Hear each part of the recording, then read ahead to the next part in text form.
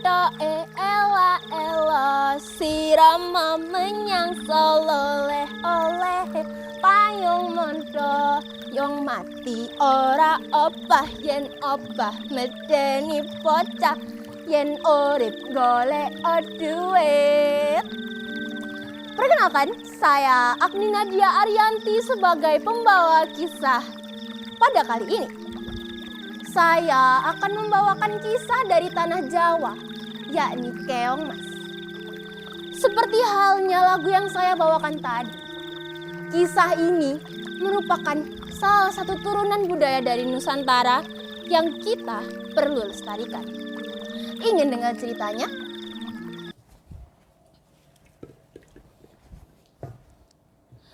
Pada suatu hari, hiduplah seorang raja yang bernama Raja Kertamarta. Ia memimpin sebuah kerajaan yang indah dan megah, bernama Kerajaan Daha. Ia memiliki 2 orang anak. Yang pertama adalah Dewi Candrakirana, dan yang kedua adalah Dewi Galuh Ajeng. Kedua putri ini memiliki sifat yang berbeda jauh. Sang Dewi Candrakirana memiliki sifat yang baik hati, ramah, dan lemah lembut. Sedangkan Dewi Galuh Ajeng merupakan sosok yang sombong, licik, dan bahkan yang memiliki rasa iri dengki pada saudarinya sendiri, yakni Candrakirana. Rasa benci itu didasari oleh rencana pernikahan Candrakirana dengan pangeran dari kerajaan Kahuripan, yakni Pangeran Raden Inu Kertapati. Pada suatu hari, ia berencana untuk menyingkirkan sang adik, yakni Dewi Candrakirana. Ia pun menghasut sang raja untuk mengusirnya dari kerajaan. Ia pun diasingkan ke dalam hutan. Tak sampai situ saja, Dewi Galuh Ajeng merencanakan rencana yang tak kalah licik. Ia pun meminta pertolongan pada seorang dukun sihir atau nenek sihir yang sangat kejam untuk mengubah Dewi Candrakirana menjadi sosok yang sangat mengerikan hingga Pangeran Raden Inu dapat meninggalkannya.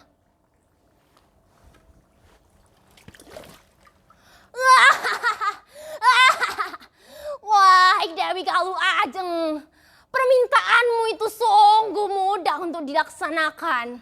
Lihatlah loyang penuh kesaktianku di belakangku ini. Aku dapat mengubah sang Dewi Candrakirana menjadi sosok yang sangat mengerikan dalam hitungan menit. Lihatlah ramuanku. Candrakirana, berubahlah engkau menjadi sosok Keong Mas, dan kau tak akan dapat berubah kembali menjadi manusia kecuali di siang hari. Dan kutukanmu itu takkan berubah kecuali kau menemukan sang pangeran dan melihatnya dengan kepalamu sendiri. Kemudian sang Dewi Candrakirana yang telah berubah menjadi sosok yang begitu mengerikan merasa malu dan tidak percaya diri. Ia pun berencana untuk tidak lagi muncul di depan masyarakat kerajaan karena ia merasa malu dan sangat rendah diri. Ia pun pergi mengasingkan diri di hutan. Namun alangkah baiknya seorang nenek menemukannya dan merawatnya entah hingga kapan. Saat ia bersendirian di rumah karena ditinggal oleh sang nenek yang sedang bekerja, ia memasak. Ia membantu pekerjaan sang nenek. Sehingga saat ia pulang, sang nenek dapat langsung menikmati hidangannya. Di lain sisi, di kerajaan Kahuripan, Sang Raden Inu Kertapati bertekad untuk mencari Candrakirana ke seluruh pelosok negeri. Ia pun berlari, menyeberangi lautan, mendaki gunung, dan mencari dimanapun sembari berkata, "Wahai Dewi Candrakirana, kembalilah engkau ke pelukanku, kembalilah engkau. Oh, dimanapun kau, keluarlah." Ia pun mencari dari barat, dari timur, kemanapun hingga bertahun-tahun. Namun, ia tidak dapat menemukan sedikit pun petunjuk dari Candrakirana. Hingga pada suatu hari, ia terlalu lelah untuk berjalan.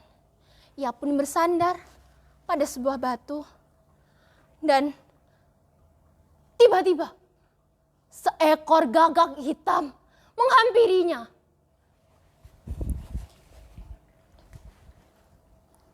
Hak, hak.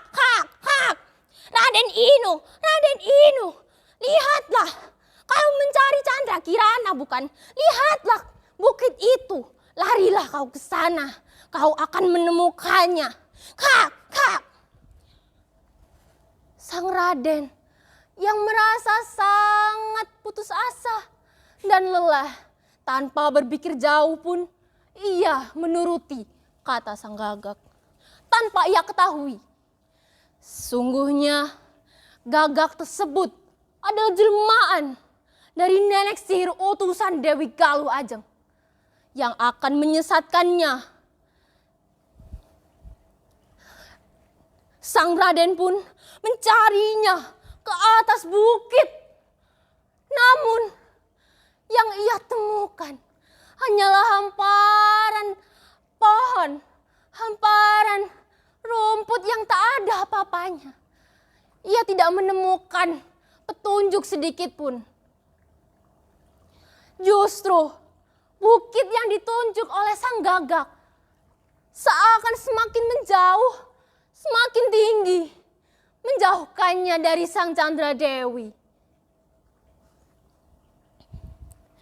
Kemudian sang Raden Inu pun kelelahan dalam mencari Candrakirana.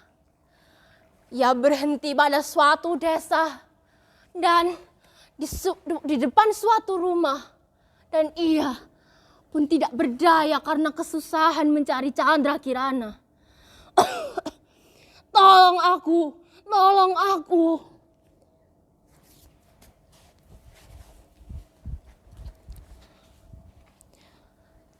Kemudian dari dalam rumah, Candrakirana mendengar ada sosok yang sedang meminta tolong di depan rumah.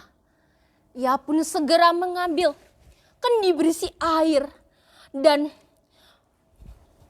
Kisanak, apa kau tidak apa? Minumlah ini.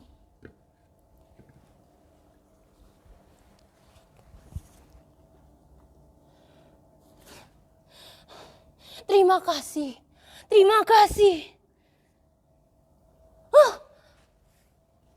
Apakah kau itu, Dinda? Apakah benar kau adalah Candrakirana? Apakah benar? Oh Tuhan, terima kasih. Aku telah mencarimu ke seluruh pelosok negeri bertahun-tahun, namun tak kunjung menemukanmu. Tapi saat ini kau ada di hadapanku. Dinda, pegang tanganku. Mari kita kembali ke kerajaan Dah dan menikahlah denganku. Jangan takut, jangan khawatir. Aku akan selalu menjagamu.